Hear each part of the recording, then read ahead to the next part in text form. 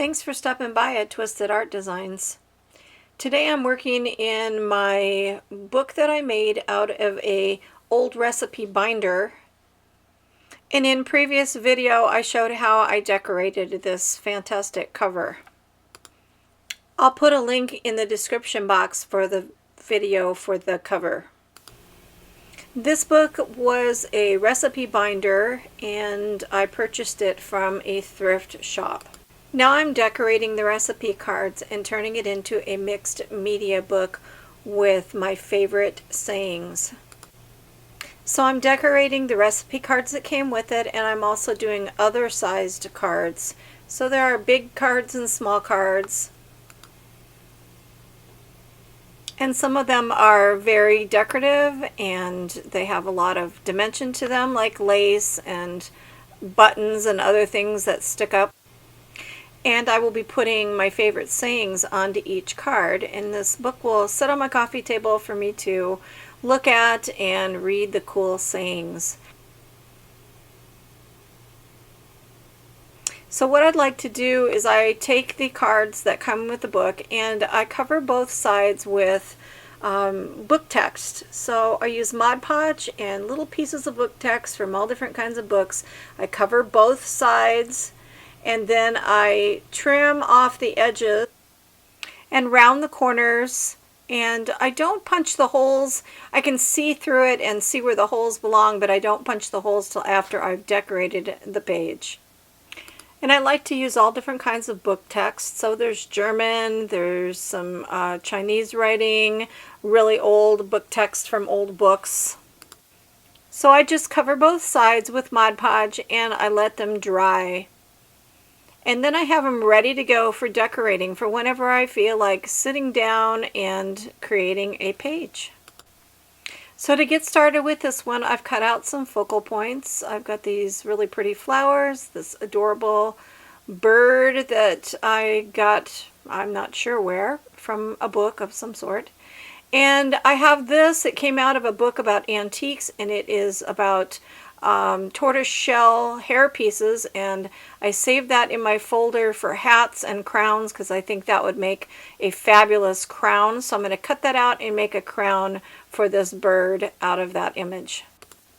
So I thought you'd like to see my process and as I just create and make this fun page today. So let's get started and I'll show you how I do it.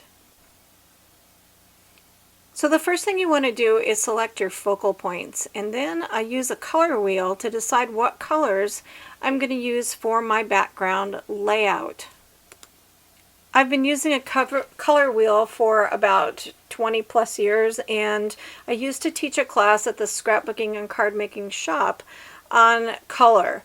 And if you don't have a color wheel, I suggest that you get one because it makes choosing and doing your layout so much easier. So the first thing you're going to want to do is look at your focal images and see what colors stand out. For me on this layout, can be either the pink in the flowers, or maybe the brown in the butterfly, or the green in the bird, the yellow in the tail. But you look for something that stands out to you color-wise. So once you do that and you have looked at your image and focused in on what stands out to you and pops off the page color-wise, that's how you're going to select what colors you want to use for your background paints or anything. So look at your image and then go to your color wheel. So for me, it's the lime green on the bird.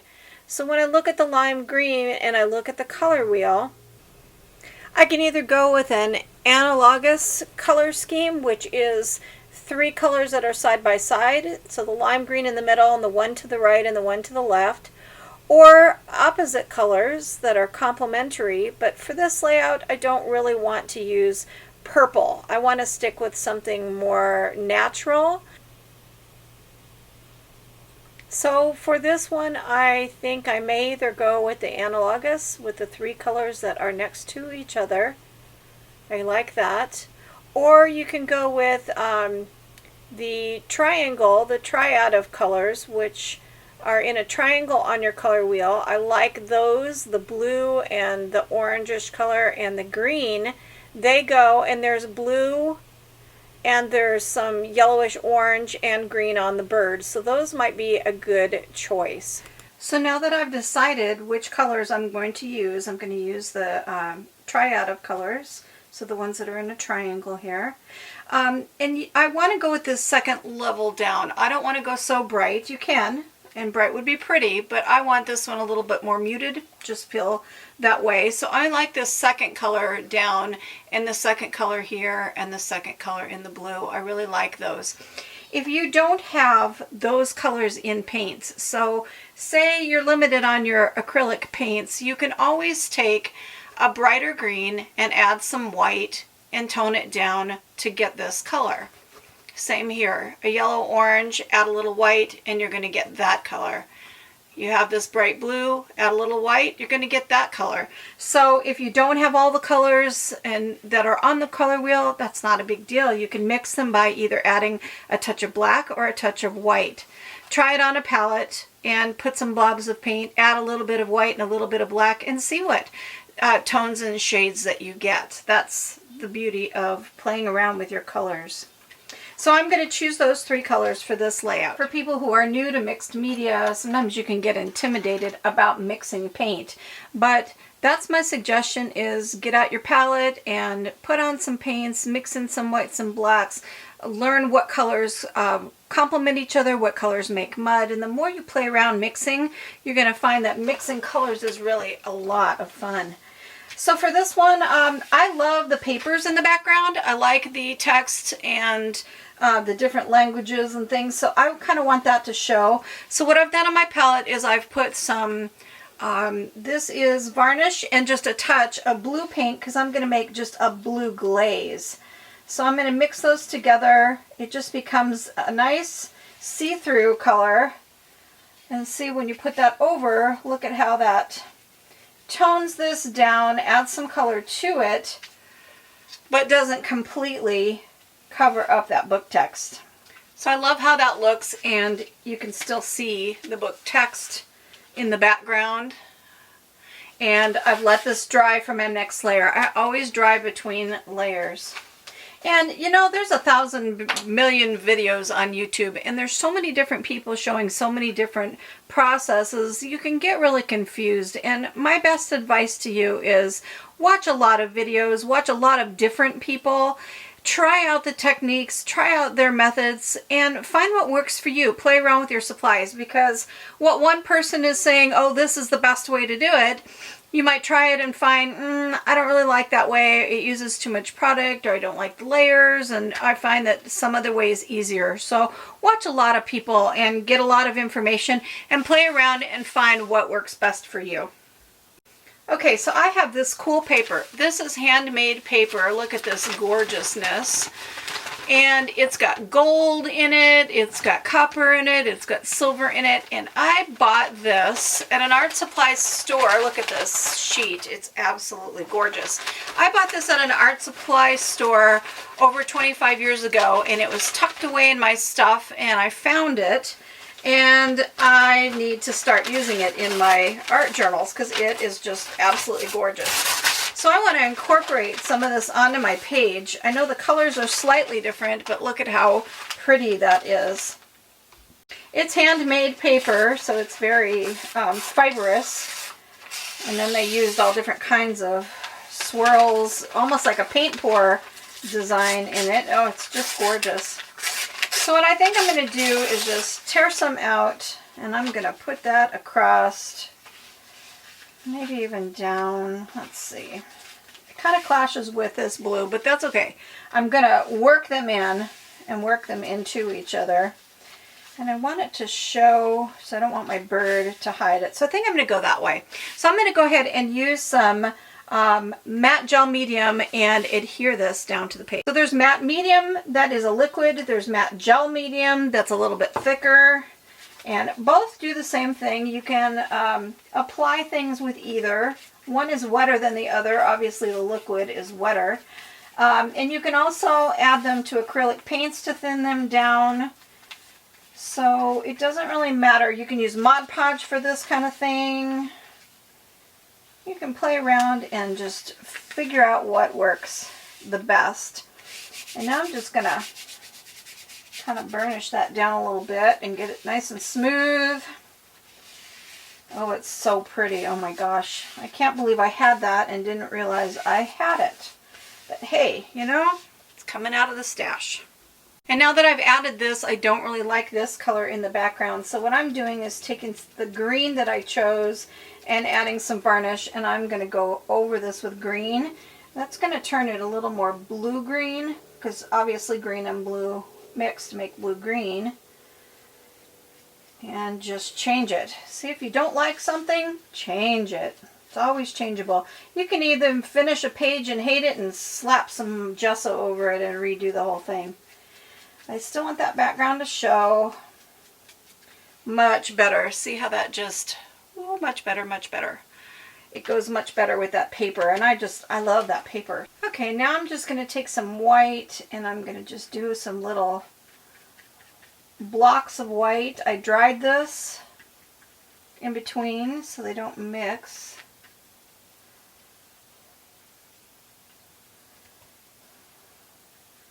And I'm going right up onto the edge of that paper that I put down.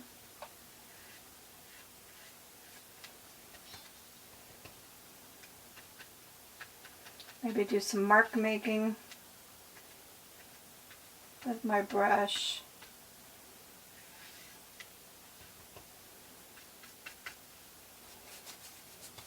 And I always let it dry between layers. Now I'm going to come in with my yellow orange, which seems kind of a little wild, but I'm not toning it down. I decided to keep it bright, because it's going to be behind the flowers and behind the birds. And you just play. You just start adding, playing, until you get a desired effect that you like. And I like to carry it from one edge to the other and make your eye travel across the page.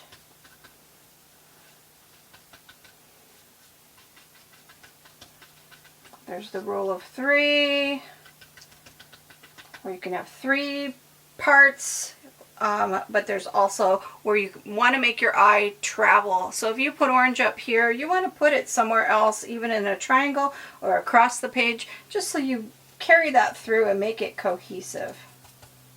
Hopefully that makes sense. Now I'm going to bring in some of the green, do the same thing. Add some green.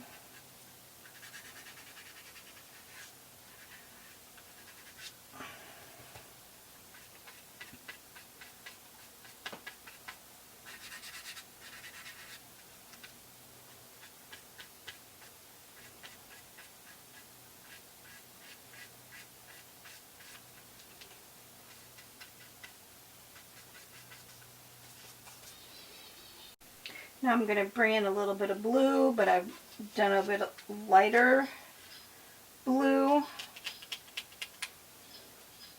And because I don't want it to overshadow this, because I'm going to put words on the page, and I wanted the blue to go with the blue that's in that paper.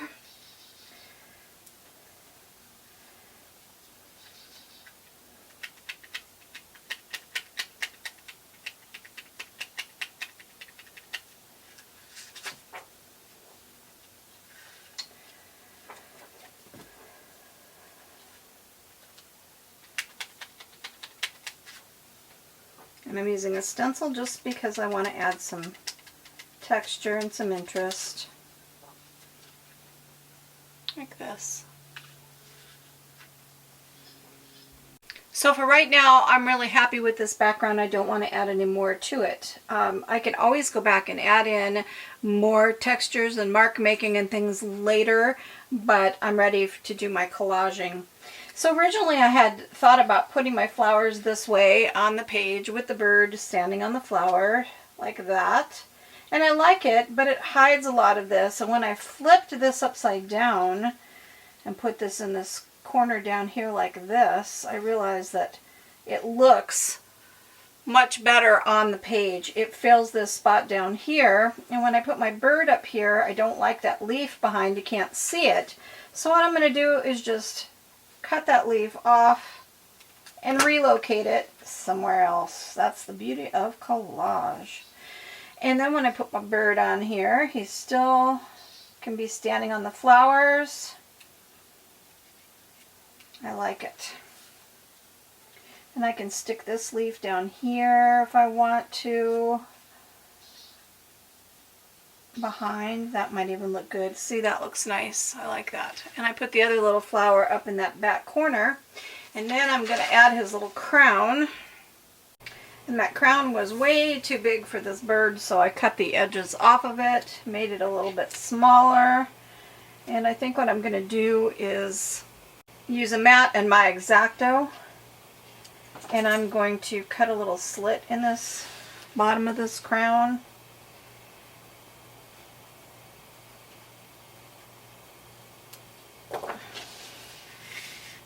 So that I can slip his little head up in there like he's wearing it. And this wing kind of gets in the way and you won't see it, so I'm going to cut it off.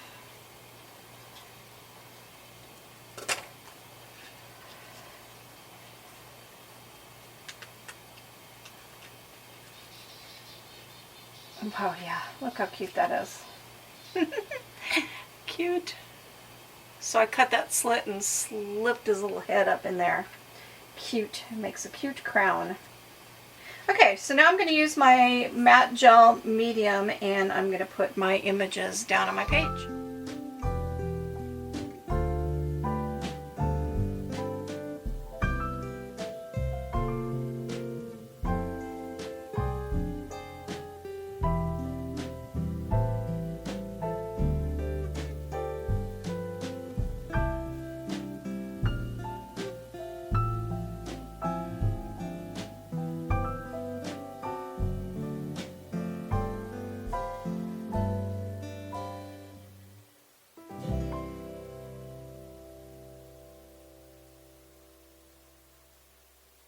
Now that I've let that thoroughly dry, I'm going to add my saying before I do the rest of the decorating. And I'm going to use my Snap Together alphabet set. This is the Bondini font, and I'm going to use Ranger Archival ink in black. I love these letters because they snap together, these stamps, so you don't have to line them up. All I have to do is snap the word together, ink it, and stamp it. Easy peasy.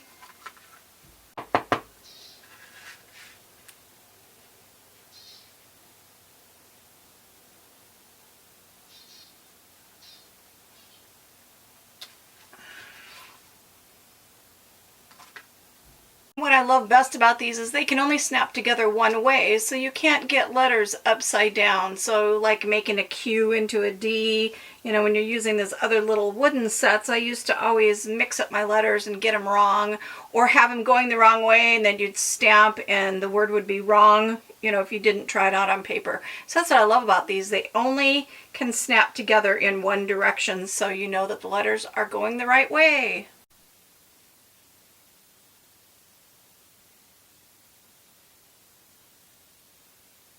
And this is what I use to clean my stamps. This is a painting pad that you slide onto the handle and you use it to paint your walls.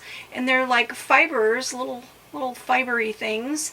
And I put Totally Awesome cleaner. LA's Totally Awesome that you can get at the dollar store. I have that diluted and I put that down on one side.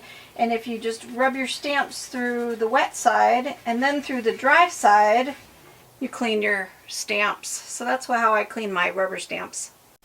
I knew that my saying was going to take up a lot of space. That's why I didn't want to go nuts with the background, because I wanted my stamped saying to show up. So that's why I'm waiting to add some of the detail to the top.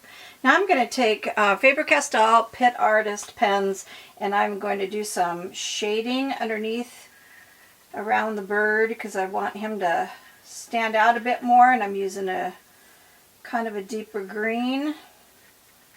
And then you can, these are water soluble, water reactive, but then once they dry they are permanent. So if you take a wet brush while it's still wet, you can blend it out, and then when it dries it won't move. They have really nice India ink in them.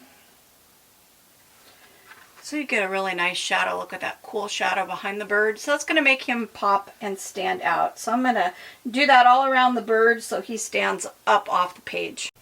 I like how that cast a little shadow. I did some down here, and then I did a little bit up at the top just to carry that same color back and forth across. Now I'm going to take some colored pencils. I'm going to use 2 different colors in little peachy tones to make these peachy flowers pop a little bit more. I love using colored pencils, and they go over matte gel medium that is dried. They go over it really well. So I'm just going to light-handedly come in here and add some more peach to make those flowers pop a little bit.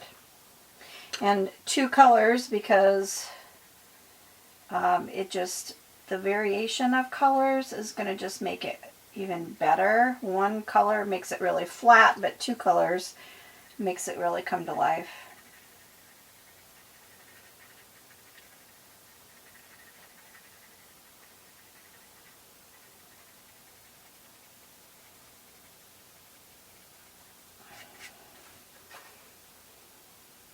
So I'm going to do that with all of the flowers. So my flowers pop with color. I love that. Makes them brighter, makes them stand out. Now I'm going to take some blue and I'm going to do the same thing. I added a little peach to the bird, and I'm going to add a little bit of blue underneath his chin, just changing it up a little bit.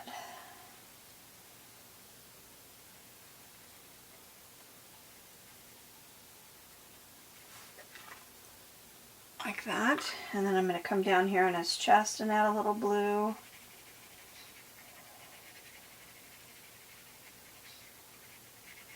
Colored pencil just works so nice over matte gel medium. It's just got just enough tooth that it just grasps that pencil. So there's his little blue chest. I like that. Added something special to him. Do a couple little strokes on his tail and his wings for fun. Adding these little details has always been my favorite part. This is a Uniposca orange, and it is the glitter pen. And since I have some orange in this background and I want to add some more detail, I'm going to just do some mark making in this glitter orange. Just add some dots and details here and there.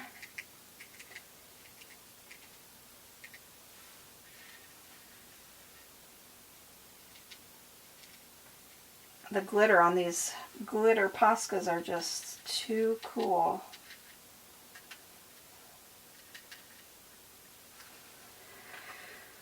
When they dry, they're super glittery. I just love coming back in and adding all the little detail things to your drawings, your paintings, your pages. I'm doing a Uniposca in yellow extra fine point and just going in and adding the dots on those flowers in the centers, and look at how much that changes it. Instead of it being like this, it looks like this. So it's all those little fun details that you add to your mixed media artwork that just makes it special and your own. All the little details are what I love to see. Look how pretty that looks. And I have this set of Bow Bunny that is got some music on it and just some random writing. I love how those look, so I think I'm going to come back in. I pointed him this way up because I want him singing. And so what I'm going to do with that music note one is to just ink it lightly, because I don't want it too bold and crazy. And I'm going to come in here. This may look crazy. I hope not. And I'm just going to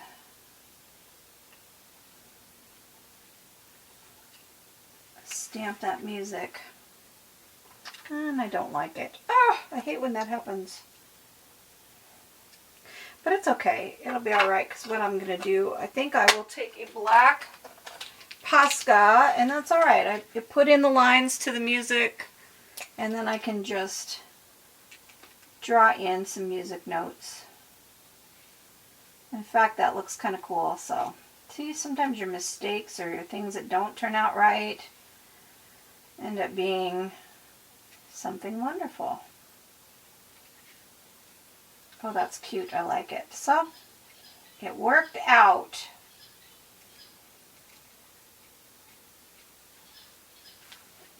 There. Look. It looks like he's singing a pretty song. And now I'm taking the one with the words, and I'm just going to randomly do a little bit of stamping on that background. Not a lot. Just a little. Add some detail, add some texture. So like I said, there isn't a right or a wrong way. You could do your stamping when you do your background and then put your lettering and your focal over it, or you can wait and do it last and just do little touches of it here and there. How you do that depends on whether or not it's going to be further away in the background or more up front. If you do it last, it's up front. If you do it behind, then it's going to be behind. So it's your choice how you use your, do your background and do your stamping and things, but you can add it later and at any time. Now I'm taking some gold paint. See this gold paint? It is the Chroma's Jo Sonja gold paint.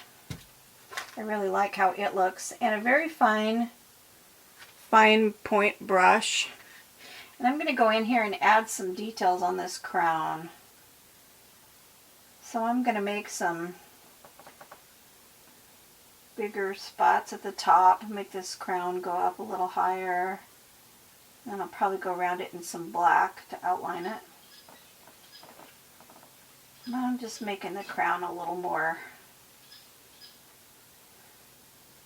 wow.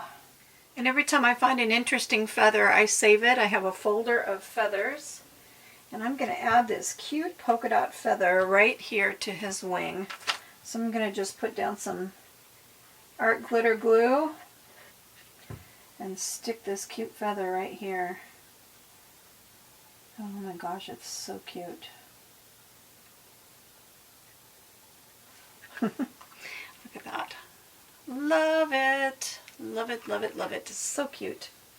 Now I'm going to take a black Posca pen and just add some final details. I'm going to go around this crown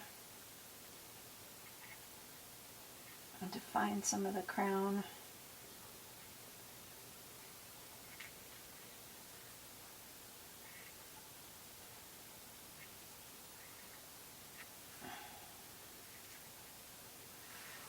So cute. Okay, now I'm going to add some wonky little tail feathers.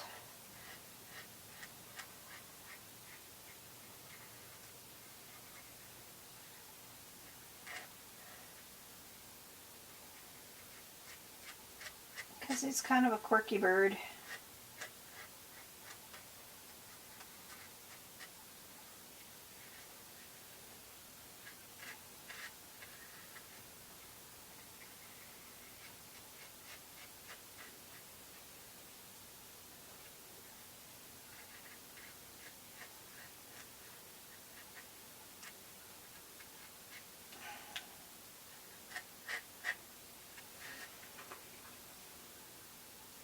So I took my black Posca pen and I just defined the crown, the butterfly, the body, the wing a little bit, and just kind of played around. And now to do my final step, I think I want to add a little hint of black in here. It is very pretty, but it's very soft and sweet, and I want to add a little grunge black to it. So I'm using a palette knife and some black gesso, and I'm just going to pick up some black gesso and I'm just going to scrape some in here, real grungy. And I'm only going to do it in a few places. Because I don't want it to take away from this, but look at just a little bit of grunge in there, to me just is what it needs. I can do this with a plastic credit card. I'm using a palette knife because it's smaller and it'll be more, I can strategically do this without getting it where I don't want it.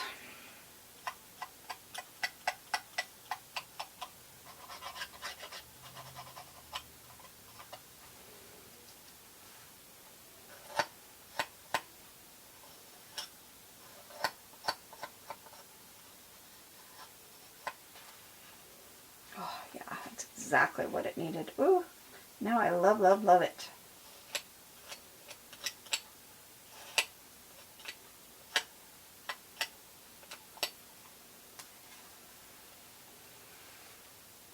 See how that just changed it up? Oh, I love it. It's so cool. It's those little details.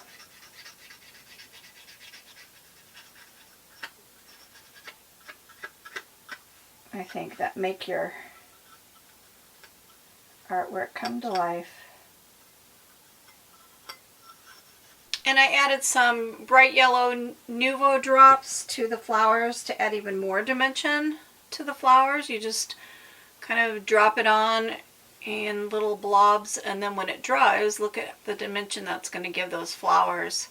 Just something extra, something more textured to look at.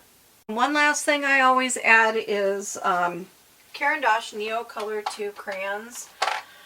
I talk about them a lot, but I use them a lot and I love them. So I look at this and I decide where does it need a little crazy pop of color, and I'm going to add a little bit of teal because I have that pretty teal in the background. It's pretty, and just to add a little pop, you can come in with a Neo color and you can just color and spread it with your finger, and it just adds a little pop of color. I know I talk about this all the time in my videos, but I think it's my favorite thing. It's my favorite thing to do is go back in and right on the top layer, add a little hint here and there of something that just stands out and adds to that color scheme you used. So that just little hint of blue, look at how that little hint of blue just made it come to life. That's my fave. And of course, like I say, this is just for inspiration and it's just my techniques on what I do. Everybody has a different way of doing it. There's a million ways on YouTube. Find what works for you and take a little of this and a little of that and apply it to your art, and you'll be really happy with the results. So I hope you enjoyed this, watching me make this cute card to add to my book with my little saying, the happiest people don't have the best of everything, they just make the best of everything. It's a reminder to myself, and it'll be a great little addition to my cute little book of sayings and little mixed media artwork pieces. And maybe this inspired you to go find an old recipe book that's got a binder style and decorate some cards.